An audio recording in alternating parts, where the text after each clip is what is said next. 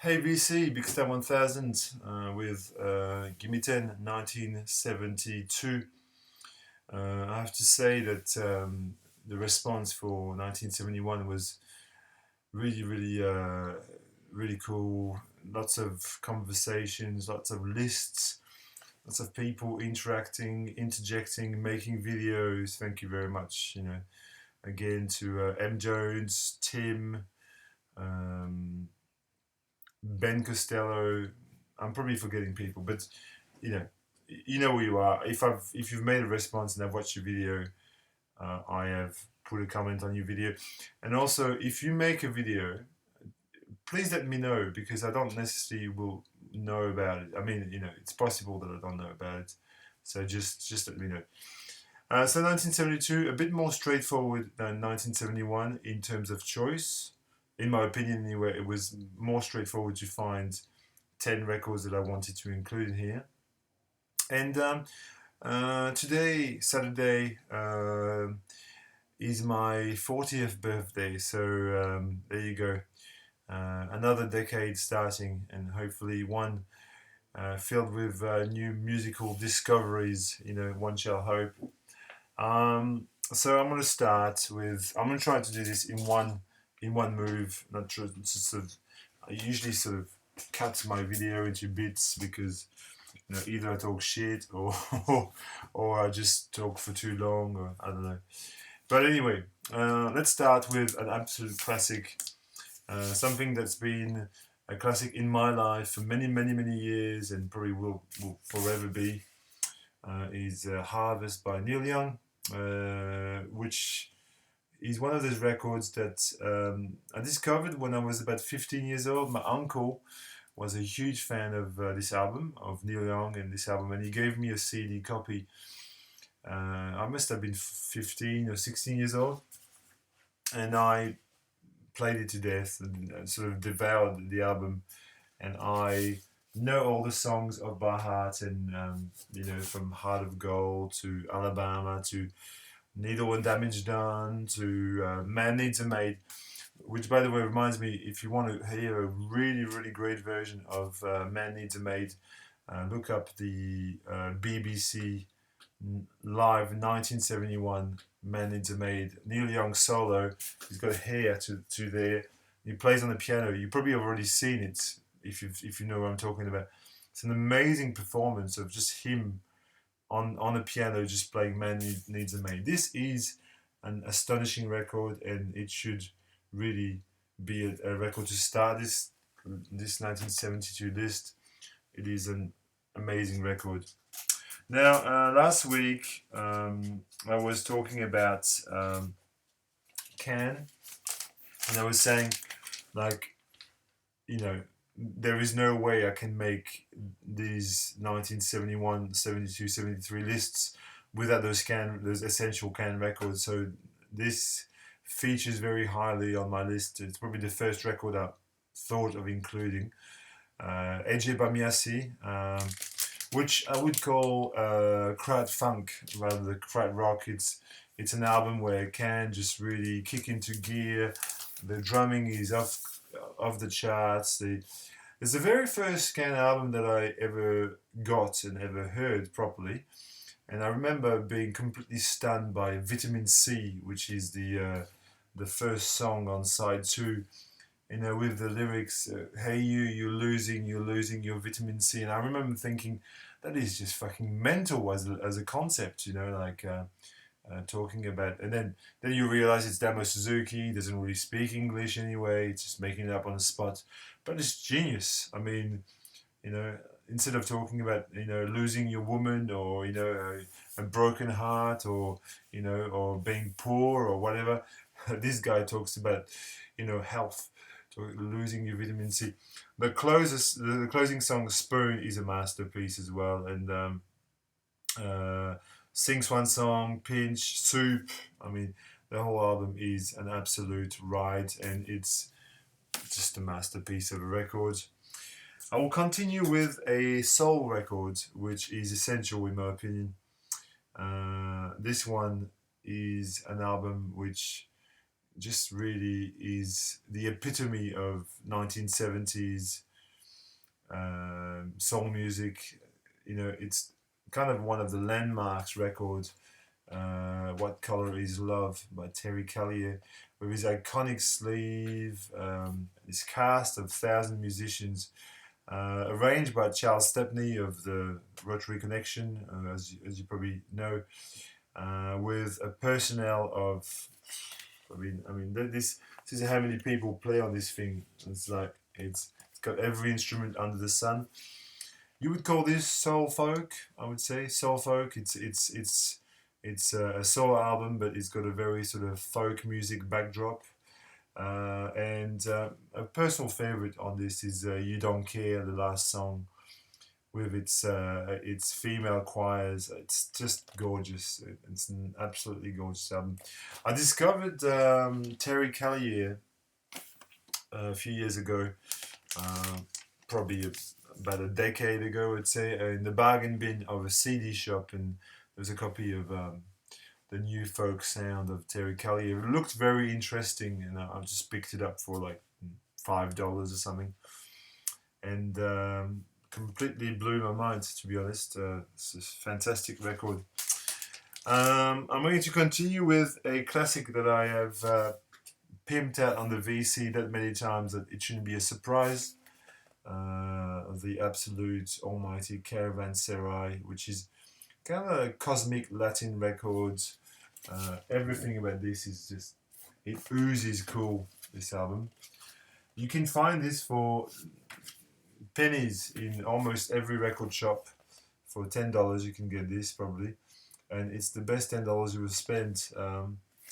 I was looking at the personnel before, and it's got Hadley Kellerman on saxophone on this, and obviously the great Michael Shreve is on drums, and all sorts of great musicians.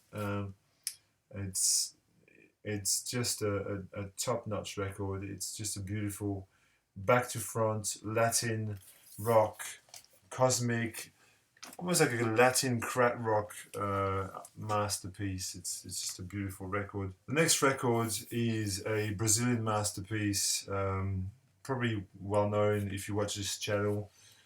It is the Clube da Esquina, the Corner Club by Milton Nascimento and Lo Borges. A double album collection of really unparalleled songs. Two guys from the state of Minas Gerais, which is, as I understand, predominantly a former slave, a lot of ancestors of black slaves live in that state, and that's the ancestors of Milton Nascimento, basically, and it has this. The music has a different sort of undertone altogether. My Brazilian viewers might disagree with me, but I think that's what I understand from reading about it. This is a sensational record. It's not to be missed. Every song is just it's an enormous achievement, I think, in terms of music. Okay, well, I'll make a little segue with Brazil, because I'm talking about Brazil, and I'll talk about this guy here, Chicoria, Return to Forever. And the segue to Brazil is obviously the presence of Ayrton Moreira and Flora Purim on vocals. This is one of the best jazz fusion records that I've heard anyway.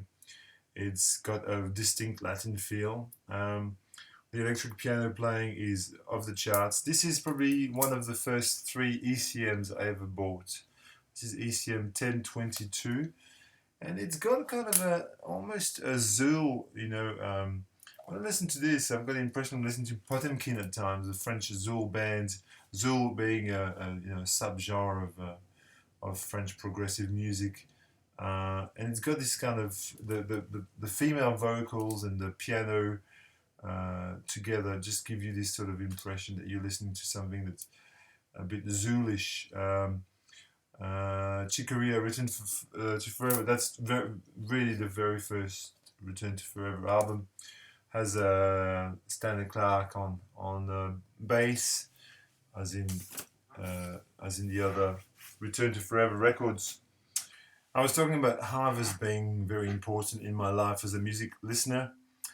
Equally important is this guy here, Transformer, which an album that again, it was a sort of a late '90s classic for me. I got the tape first, which I still have, and then I upgraded to a CD, which, you know, I don't know. My wife used to be sick of listening to Transformer.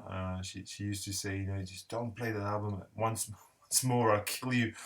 And then recently upgraded to this vinyl reissue, which sounds great. Personal favorite on this is Andy's Chest, second song, and I also love Makeup. No, I just love everything on this. I mean, Walk on the Wild Side is classic.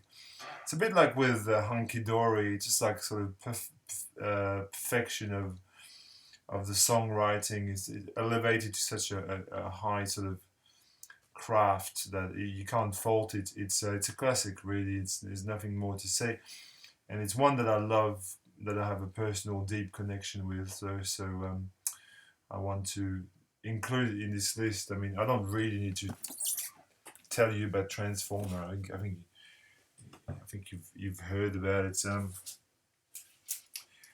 This is a fantastic art rock record, in my opinion.